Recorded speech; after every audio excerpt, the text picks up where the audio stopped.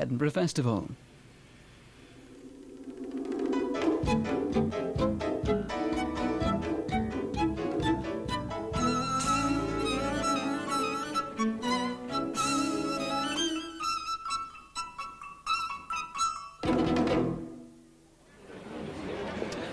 Peter Cook, The Pythons, Smith & Jones, Rowan Atkinson, Billy Connolly, Fry and Laurie, Rick Mail, Harry Enfield, Jack Docherty, Ben Elton, Steve Coogan.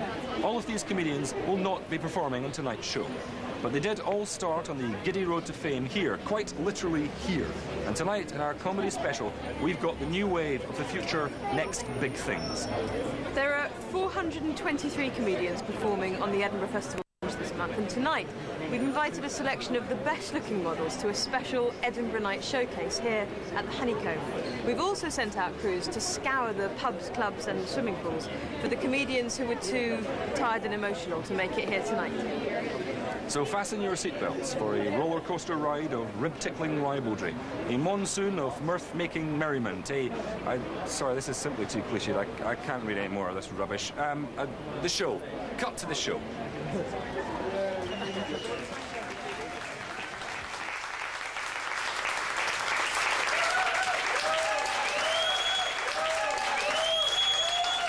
Come on then, come on. And the blue plastic chairs. Very televisual. Oh, hey, sorry, where was I? Hey, ding-diddy-ding-diddy-ding. Hey, there's never been done. What's your name, man? Where are you from? Smashing. What colour's the sky? Huh? Do you dye it? Right. This is the kind of shit I would laugh at. Yeah, the obituaries of the papers in Scotland. Everybody dies either peacefully or suddenly. Oh, so you've noticed that, yeah. Now, there is a certain dignity to that, isn't there? Peacefully or suddenly.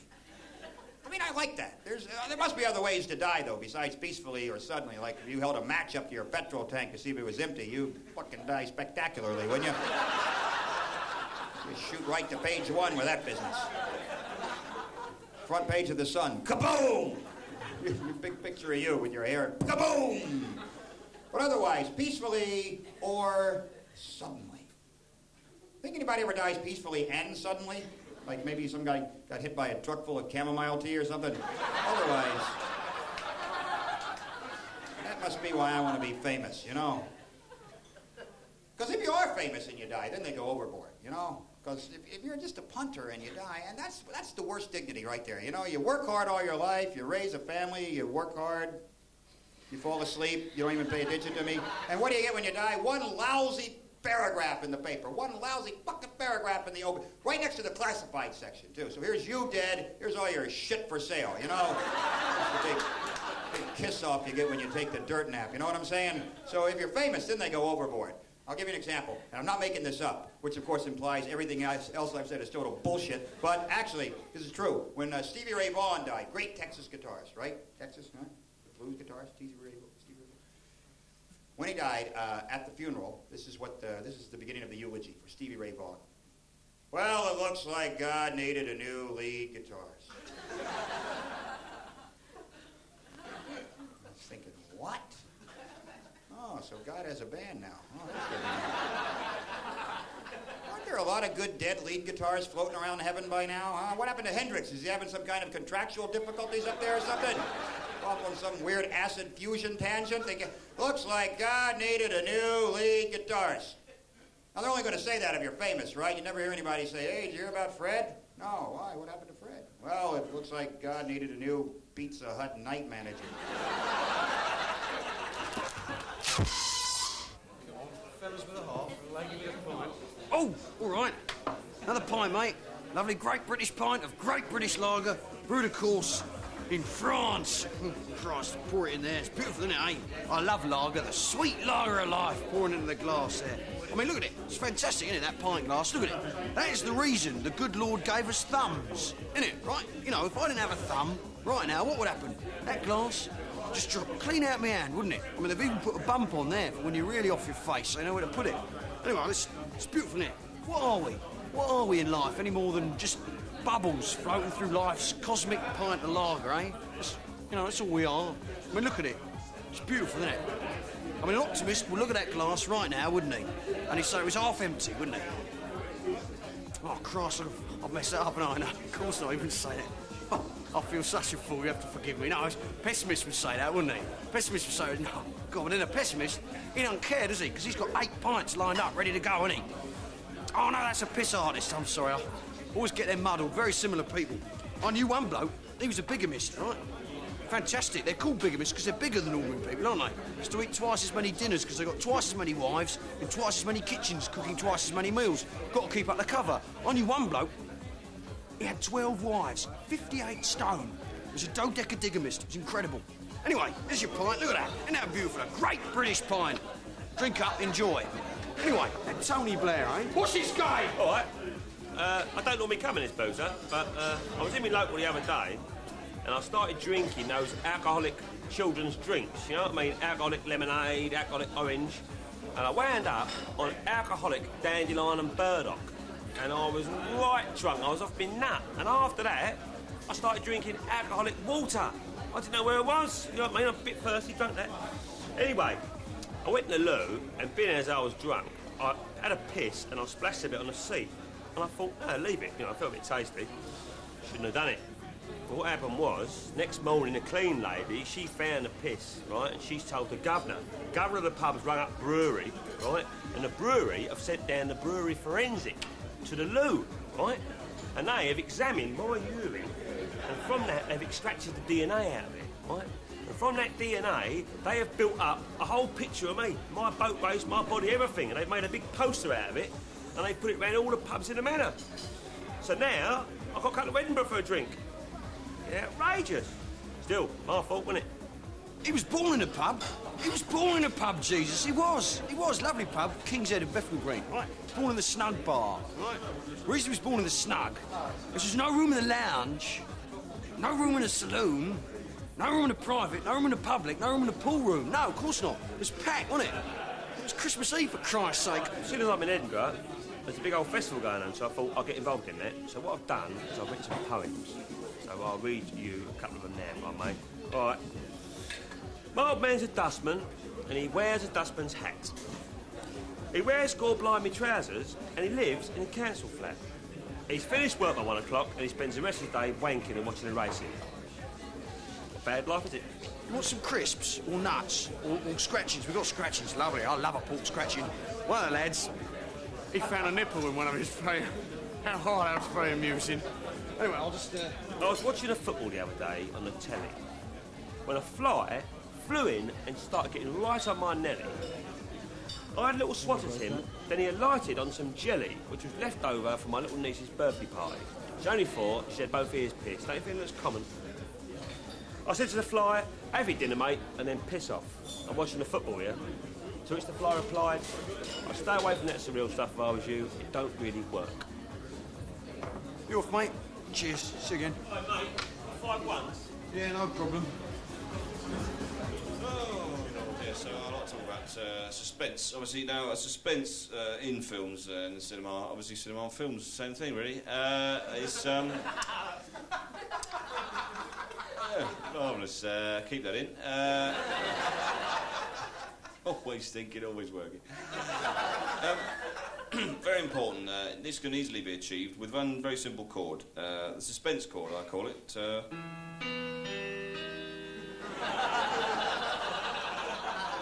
Play it any way you like.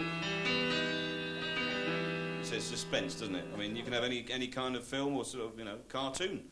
Say, like in Scooby-Doo, it'll work with that, won't it? Huh? Yeah.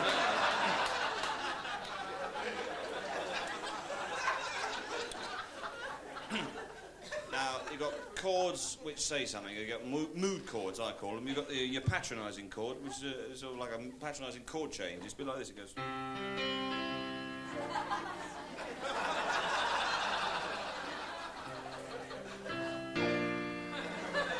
Very patronising. Also, you have a smug chord. It's very smug. This was a very smug chord. This...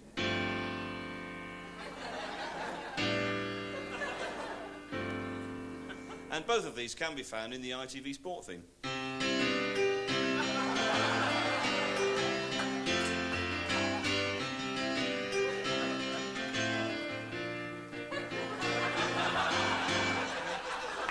patronising and smug. Were you funny at school, Bill? Hey? Hey? I bet you were. Oh, I tell you what. Oh, I bet your nickname was Funny Old Bill Bailey. Funny Old Bill Bailey, the one, the class comic. A class comic. Hey. No. Do you think that all neurosis is a substitute for legitimate suffering? Neurosis is legitimate suffering. Excellent answer. I don't think it'll be better tonight. So I'm, you know, I'm a man and everything. Well, either that or a woman who's really let herself go. And it's not easy being a man, you know. I mean, you know, I had to get dressed today, and there are other pressures. And people, there's a lot of, you know, focus on health and wealth and style and success and all that kind of thing for men. You know, in male media, you get all these magazines like GQ and Broom and Trousers and all that stuff. And they you know, all those intimidating articles like brush your teeth and your hair. Oh, fuck off. And and there's a big health scare on for men for testicular cancer, which is a very frightening thing. You know, women don't get that so much, and it's very hard because you have to look for a lump in a bag of lumps, and that, you know, that can take a long time, and it's very you can't really, you know, because as a man you're designed to be aroused by most naturally occurring phenomena on the planet. So if you know, you see a big bag of wheat or a bit of falling masonry, that can get you going. So to actually touch yourself can be very dangerous. You can have 38 erections in half an hour, and it's very important not to tell anybody if you do find anything, because you know what will happen. They'll lift you shoulder high and bring you through the streets going, lump, lump, lump, and throw you in prison. And then little men will come in and beat you with waffles. That's what happens. They cover it up, but that's what happens. But it's, you know, and the other thing about being a man is that, you know, you feel things that people don't think you do. Like, you know, men sometimes get very self-conscious and vain about it. Sometimes, you know, you look at yourself in the mirror and you think, oh my God, look, I used to be man-shaped. Now I'm just a random bag of tits. And and so you go into the person that you're with or whatever and say, what are you doing with me anyway? You know, I mean, you're beautiful. Look at, what is this, some kind of experiment? And women always try and soothe, so they say, you know, I love you for what you are. Yeah, well, I'm a duvet that smokes and drinks beer. That's what I am. You know, I occasionally clean my ears with my car keys. That's what I am. What are you doing with me? And then women, you know, try and find the point where they can shut you up and say, oh, well, you know, shh, come to bed, take off your T-shirt, you're a wonderful lover. And you go, yeah, probably. My ears still work. I'm probably quite good, but am I the best? Because that's what all men want to know. And women don't really have any truck with that. And they go, there is no best. Ah, who was he? Well, I know. One of those guys with ice blue eyes, one of those guys with loads of teeth and shiny skin who wore flannel and always looked as if he was on a boat. One of those guys who gave up his job in cybergenics to go and plant trees in some fucking island somewhere. Somebody who wrote a whole load of books and never told you, and then you found them in an airport and you were doubly impressed. And you played lead cello in the Bulgarian orchestra and never told you until you'd spent an hour trying around on your fucking ratty guitar looking for the first two chords of do ron ron. One of those guys who had long lashes and he could quote huge chunks of Rambo as he stirred his cafe latte, and he couldn't call because he was smuggling refugee children over the Croatian border, using his knowledge of land-air missile tactics and his inheritance. And then he got involved in some underground documentary film group and got killed for sedition in a really tragic way. I know your type. Funny, what's funny? Oh, yeah. What? How often does that happen? It's hit on a bus. Recently, I've been... Right. What is the capital of Peru? Is it Ecuador? Correct. Do you think we'll get a... What's the capital of Peru? Lima. Incorrect. Evil thing. Correct. Family, hang on. Don't applaud yet. Oh, no, that was it. You're right. Oh, it's shaking his head. The pissed speaker. It looks evil, doesn't it? I have 2 eyes. I love words that look better upside down, don't you? Bossy, it's a good enough word, but 3508 is better.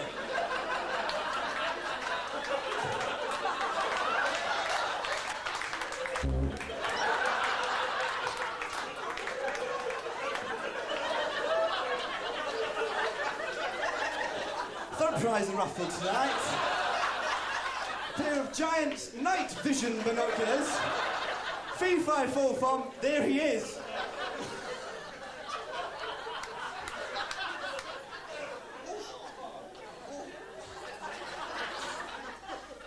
Oh, I've hurt myself laughing.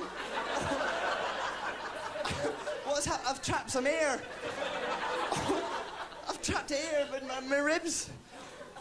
Oh, 350. See, bossy, very bossy, but she's very 3508. Don't you think? I like her, but she's very bossy. Do you say, is it boss or bossy? Hands up for boss. Just 2. Hands up for bossy. Hands up for booze. You can't vote twice, sir, even though you run a club in Paris.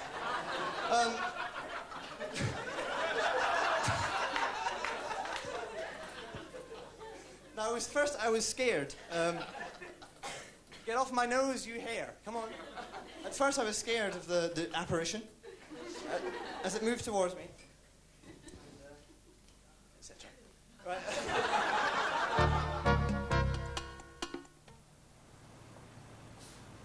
There she is. Oh, no, not you lot again. Look, it's as simple as this. I were out walking my dog Bingo one night when I got sucked up into a spaceship. Before I knew where I was, they'd thrown me on a couch and mated with me through my pants. And now I'm having a Martian baby. Now who's going to want to make a story out of that? Go on, bugger off.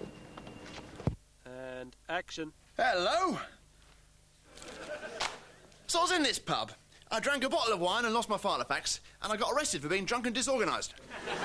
And a policeman, he said, get in the back of the van. So I got in, and there was this freezer full of chalk ices and a machine called Mr. Whippy. He said, not that van. So I went to the doctors. I said, I've got a rash. He said, I'll be as quick as I can. I said, I've started going out with a girl from Gladiators, and I'm exhausted. He said, he got jet lag. All right, shut your goblet. So I went to a local fairground. I said, have you got a Big Dipper? He said, stop there. I said, coconut shy. He said, put it like this. They don't go out much. Now, you know ghost trains? They're supposed to be really scary, but they're not, because they got this noise. I think it'd be much scarier if halfway round they stopped in pitch darkness, and you heard a glugging sound, followed by a strong smell of petrol. Waits for laugh. How many's in? Sorry I'm a shade late. So I said to my German friend, I said, why have you got a piece of meat in the boot of your car? He said, that is my spare wheel. So I was in Gibraltar. I said, give me a whiskey. He said, on the rocks. I said, have it here. He said, do you drink it neat? I said, yes. He said, well, tuck your shirt in. Do I look as tense as I feel? Put that in, that's funny. Right, sorry, I let you down. So I got home. The phone was ringing. I picked it up. I said, who's speaking, please? And the voice said, you are. Hold that mic still. So I rang up the local swimming baths. I said, is that the local swimming baths? He said, it depends where you're calling from. So I rang up a local building firm. I said, I want to skip outside my house. He said, I'm not stopping you. So, claps. I went to the dentist. He said, you know the drill? I said, yes, we've met. Now, most dentist chairs go up and down like that, don't they? The one I was in was going backwards and forwards. I thought, this is unusual. And the dentist said, Mr. Vine, get out the filing cabinet. So this bloke had nothing to say. Cut. Yes, I have to admit, I was somebody who wrote poetry, and this is still right. No, I want to know this. You don't No, it's fascinating. Continue. I'm sure viewers all over the country are riveted. This is my time, American. You cannot actually buy an international Barbie now. I don't know if you know this, but you can. International Barbie, as if one pathetic blonde-haired Barbie isn't enough. You get one from every other culture, which is great, you know, to educate children. I saw them in Selfridges the other week. I saw it showing off about my shopping. And it's a bit sad. It's just nice to get in the house and meet people. Sorry, I told you unnecessary details of my personal life there. Just don't have one, that's all. So there was all these dolls, you know, there was Native American Indian Barbie, Kenyan Barbie, Polynesian, everything except Scottish Barbie, wasn't there? Probably at the back of the shop just drinking and punching all the other dolls, wasn't it?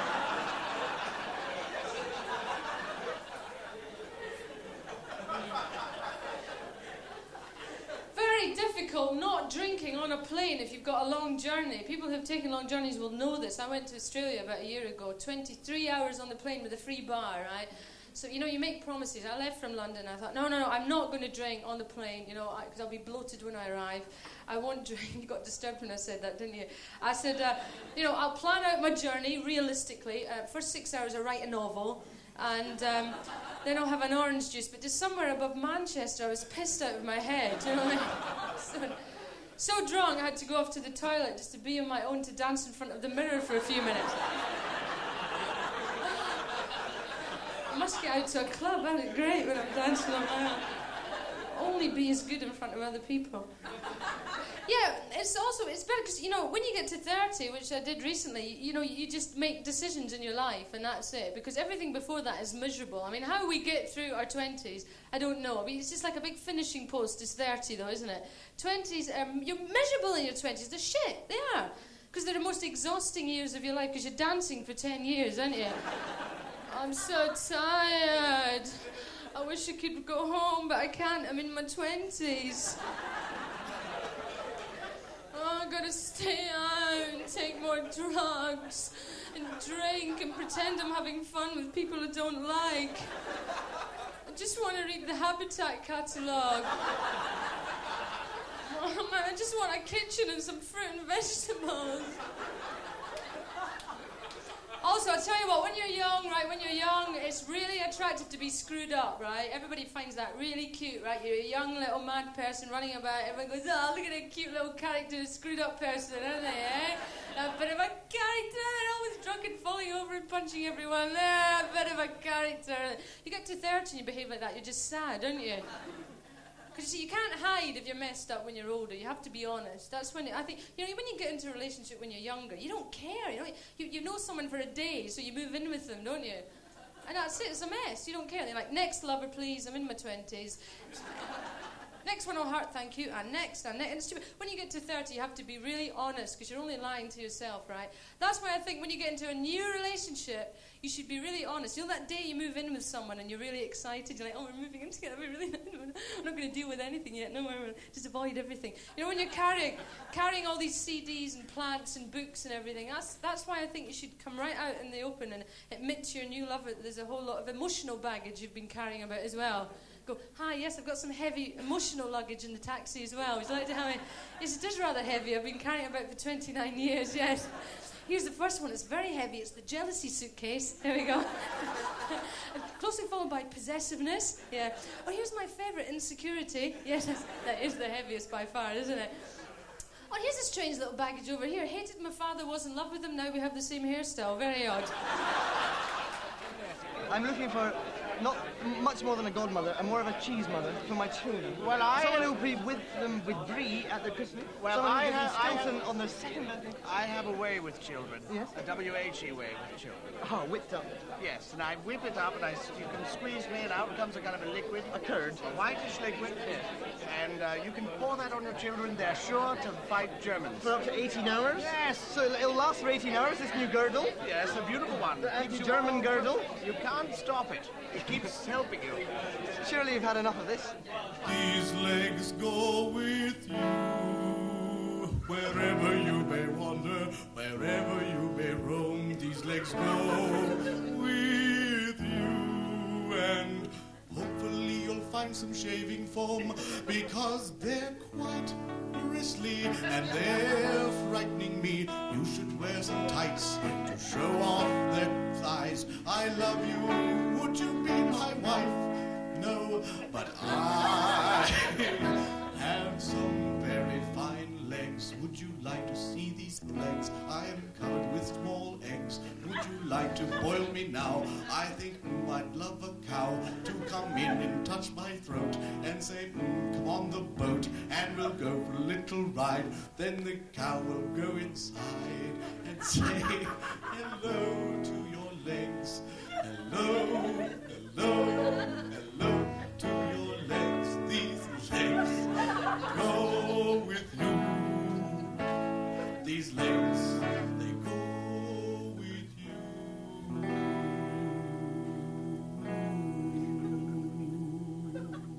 These legs. Thank you. All right.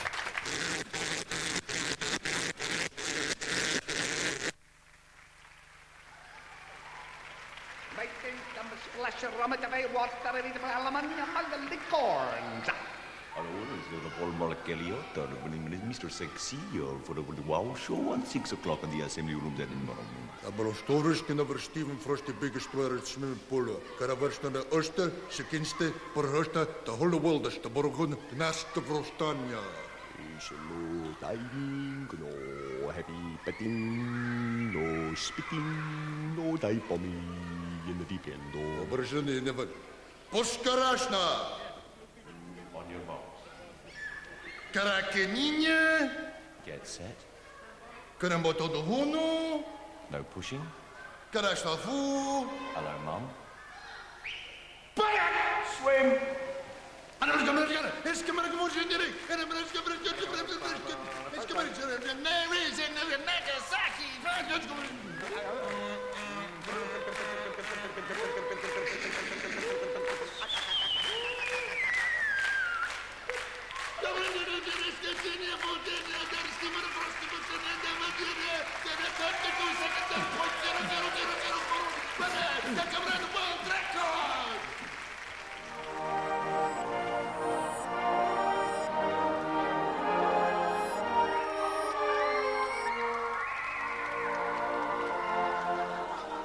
Every now and then, it's hot. Every now and then, oh, hot gel. Hot gel, baby. Put it on the lights, just put it on the performers. Because then they're all gelled. You guys look great with gel. You guys are gelled up. Jelly lady. Have you seen that new film? What? Oh, fuck off then.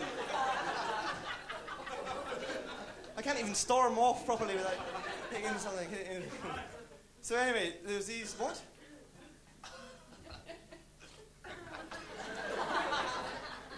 It comes away. Okay, you keep the, this is like an escape gig from a prison, right? The sound of your laughter will cover my drilling.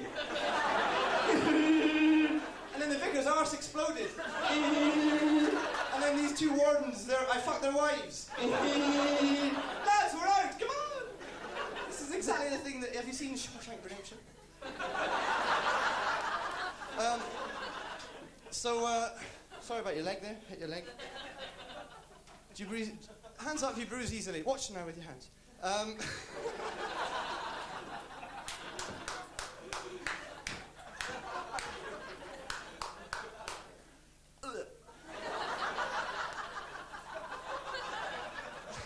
Last night I was at a club, I took some MC squared. It's fucking good. Same as E. Anyway, So, three blokes go into a pub. Right?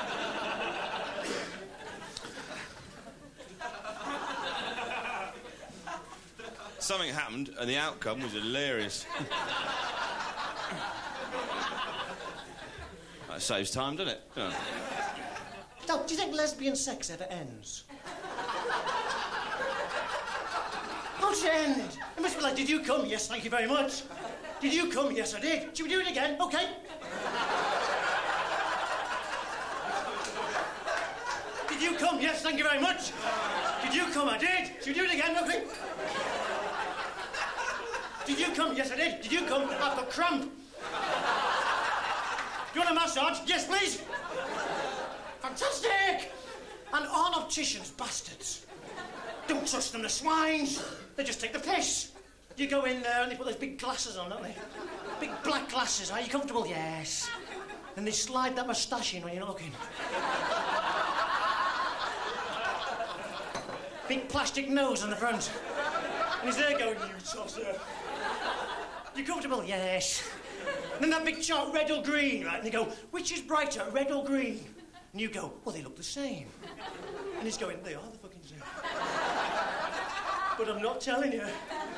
It's green. Are you going blind? It's red, red, green. Then you read the chart, and the chart is like I-A-M-A. Whatever word you want to put in. You're good people. I'll tell you why you're good people, because you're out late at night. And that's good, because there are two types of people. There are people like me, and there are people from Satan's own arse. Now, you know who you are. You sat there now going, he's found me out. He knows I'm spawned from Satan's bum. You're good, though, because you're out late at night. That makes you night people. Night people are good people, morning people, bad people. And there's some morning people here, I can smell you. I can sense you. The morning people are there going, I'm good. Look at the time! I should be in bed, I've got a milky drink. Doesn't he realise tomorrow's a working day? Tomorrow's a working day. That means I'm going to go at 5 o'clock. For no fucking reason at all. And morning people are always happy, aren't they, in the morning? They always wake up and go, hello. It's morning time. Open the window, jumping jacks. Come on, everybody, let's have kippers. Come on. And I don't know about you, but I wake up every morning. I wake up every morning and I go, oh, fucking hell.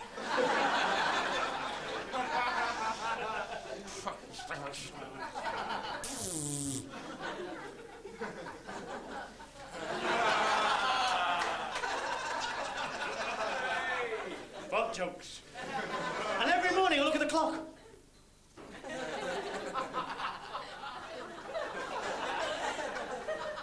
I look at the clock and go, I'll give it 5 more minutes. Then I spend the rest of the 5 minutes going, ah! And never put it on snooze. Oh no, beware ye the way of snooze. For snooze is a false idol. And snooze speaketh unto you.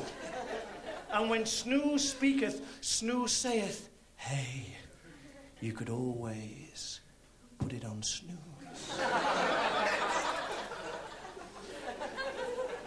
Put it on snoozy woozy, big boy. It'll be fantastic. And it's rubbish. Snooze is rubbish.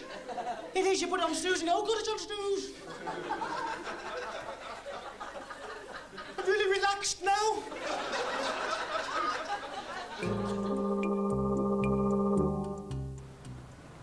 I don't do the lottery. 2 reasons. You're not going to win, are you? I mean, you might as well get your £1 coin and go, who wants it?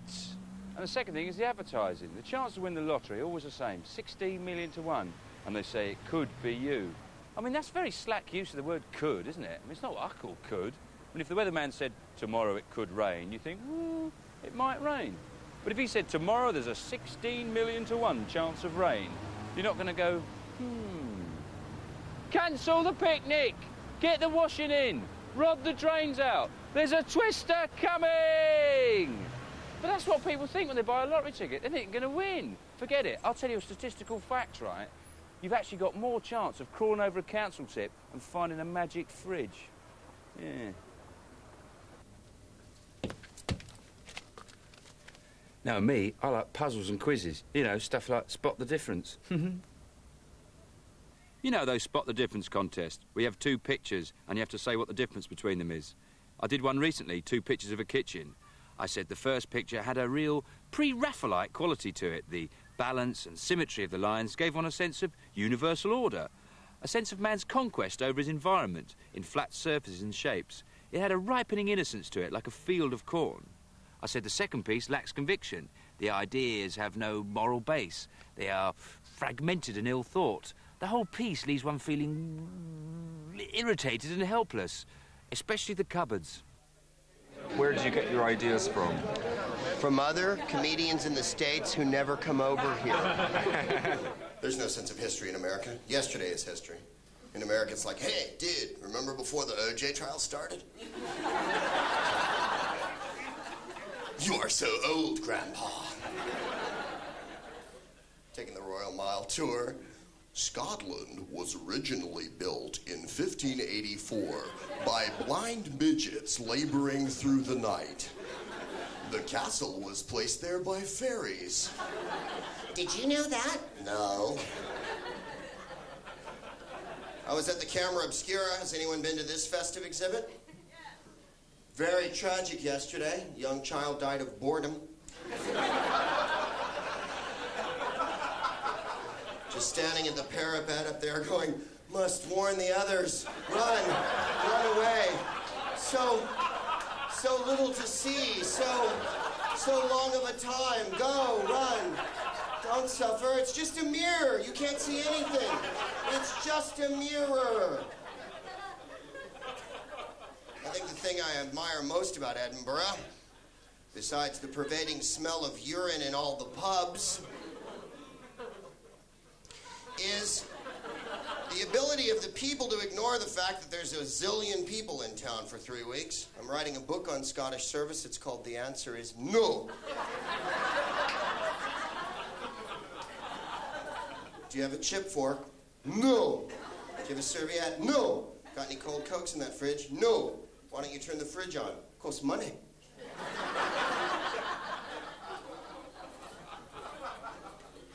I like it here. People are dead nice, and it's not England.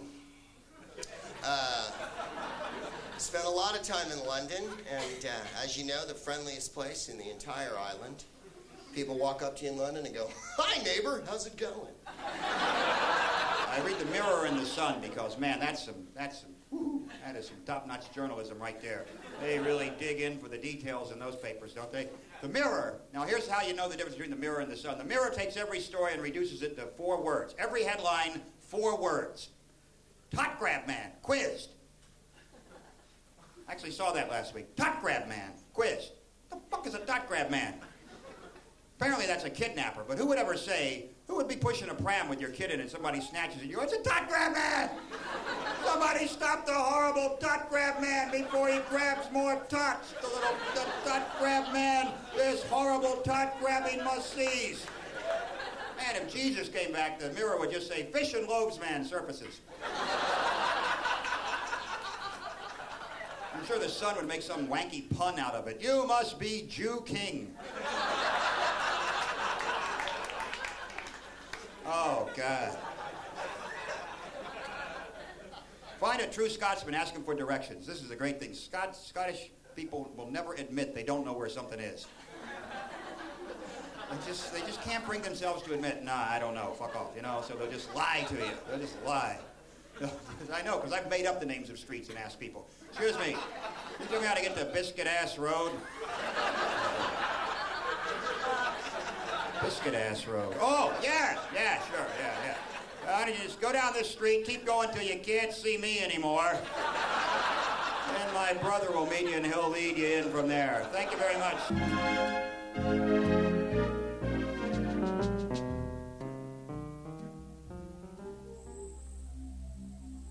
Welcome to Britain at the end of the 20th century. Mass unemployment, urban decay, the welfare state in ruins. You've never had it so bad. British Films presents Britain is Rubbish. You know what it's like to live on the streets of Britain? It's rough, it's hard, it's mean, it's gritty, it's rough. It's very difficult. Britain is Get into my office. Name.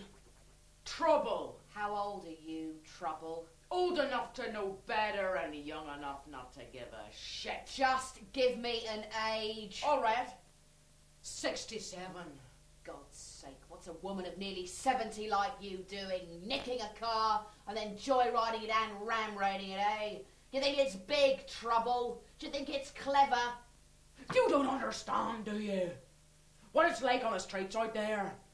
It's rough, raw, mean, hard, gritty, difficult, impossible.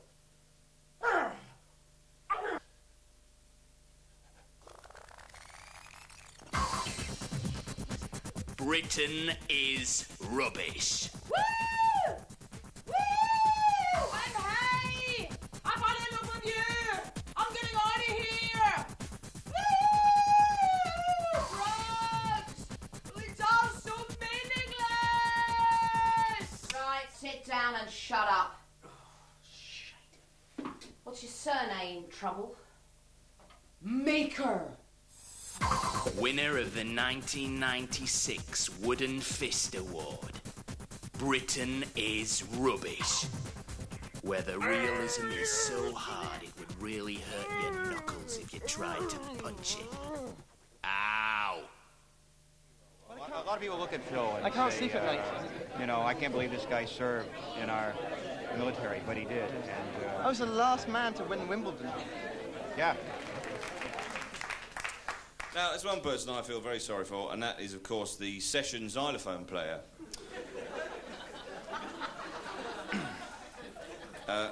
Because they don't really get much work, you know, and they have to pick it up where they can get it. And obviously, there's some places that, you know, they just have to try and shine in their little 2 minutes they get. Like, for example, the gallery music in Take Heart, you know.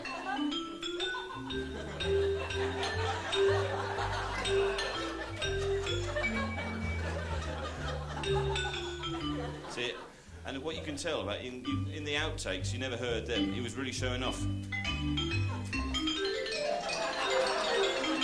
No, keep it simple, mate. Keep it simple, mate.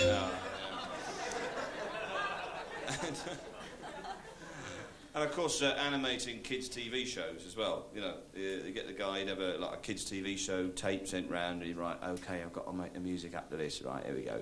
We've got a little mouse, he's going up a hill. OK, here we go.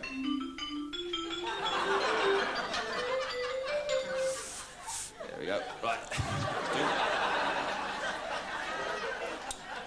There we go. Right. OK, he's going to twitch his nose. Here we are. Here we go. Yeah.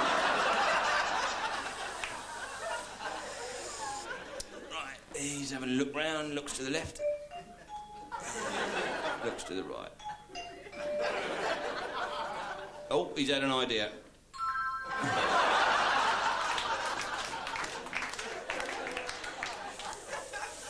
Back down the hill. A trip to LA and... Why'd you do it, man? Why'd you do it? It's so predictable. Should have carried on. Met some other mice, start a community, I don't know. But of course, the bottom of the barrel in session xylophone terms is playing the inserts on linguaphone records.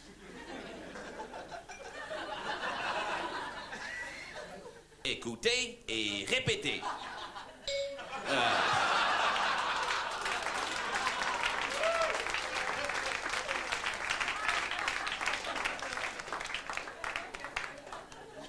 Et la deuxième partie.